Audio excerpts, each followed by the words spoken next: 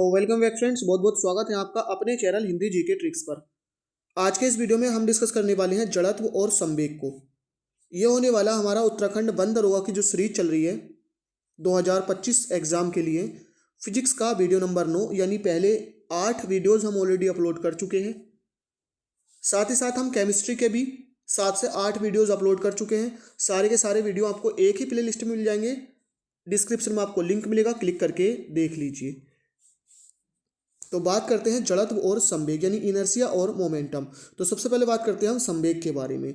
तो किसी वस्तु के द्रव्यमान तथा वेग के गुणनफल को उस वस्तु का संवेग कहते हैं। यानी संवेग क्या होता है? द्रव्यमान गुणा वेग, यानी P = mv। अगर बात करें इसके मात्रक, ये क्या है? एक सदिश राशि है। संवेग का ध्यान रखना इंपॉर्टेंट है। देखिए सदिश से पक्का आपका एक क्वेश्चन बनने वाला है। तो ये क्या है? एक सदिश राशि है, यानी इसमें परिमाण के साथ साथ दिशा भी होती है। और इसका जो मात्रक होता है, क्योंकि देखिए m का जो मात्रक होता है क्या होता है? किलोग्राम होता है, मास का किलोग्राम। और जो वेग होता है, वेलोसिटी, इसका क्या होता है? मीटर पर सेकेंड होता है। तो किलोग्राम मीटर प्रति सेकेंड क्या होता है? इसका मात्रक होता है।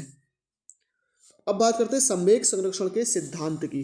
तो इस सिद्धांत के अनुसार यदि 2 या 2 से अधिक पिंडों के निकाय पर कोई बाह्य बल कार्य न करे तो निकाय का कुल संवेग क्या होता है? नियत रहता है।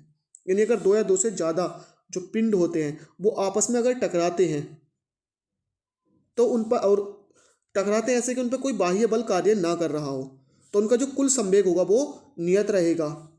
जब बराबर संवेग वाली 2 गेंदें आपस में टकराती हैं तो अचानक क्या होता है? रुक जाती हैं, क्योंकि उन पर अगर बाह्य बल कार्य नहीं कर रहा है तब उस केस में वो क्या होंगी? आपस में रुक जाएंगी।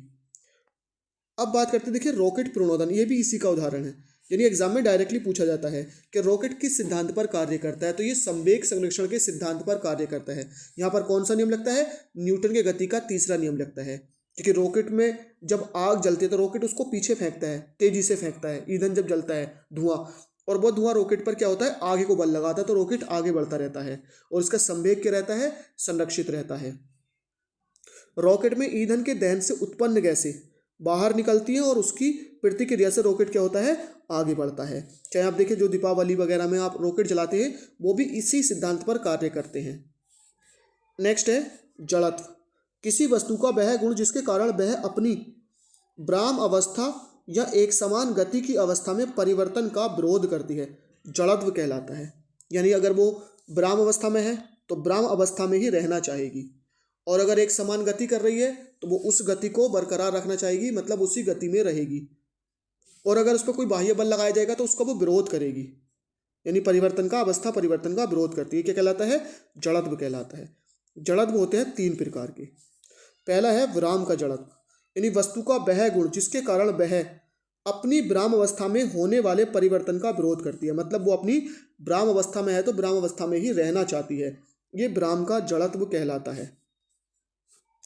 नेक्स्ट है गति का जड़त्व। वस्तु का वह गुण जिसके कारण वह अपनी एक समान गति में होने वाले परिवर्तन का विरोध करती है। जो उसकी एक समान गति होती है उसमें जो परिवर्तन होता है उसका विरोध करेगी, तो ये कहलाता है गति का जड़त्व। तीसरा है दिशा का जड़त्व। वस्तु का वह गुण जिसके कारण वह अपनी गति की दिशा में होने वाले परिवर्तन का विरोध करती है, दिशा का जड़त्व कहलाता है। यानी दिशा में होने वाले परिवर्तन का विरोध, तो ये कहलाता है दिशा का जड़त्व। तो 3 तरह के होते हैं, एक विराम जड़त्व, गति का जड़त्व और दिशा का जड़त्व। तो फ्रेंड्स इस वीडियो में हमने डिस्कस किया जड़त्व को यानी इनर्शिया, और संवेग यानी मोमेंटम को। तो आई होप ये वीडियो आपको पसंद आई हो। लाइक शेयर करना ना भूलें। Thank you for watching. मिलते हैं नेक्स्ट वीडियो में।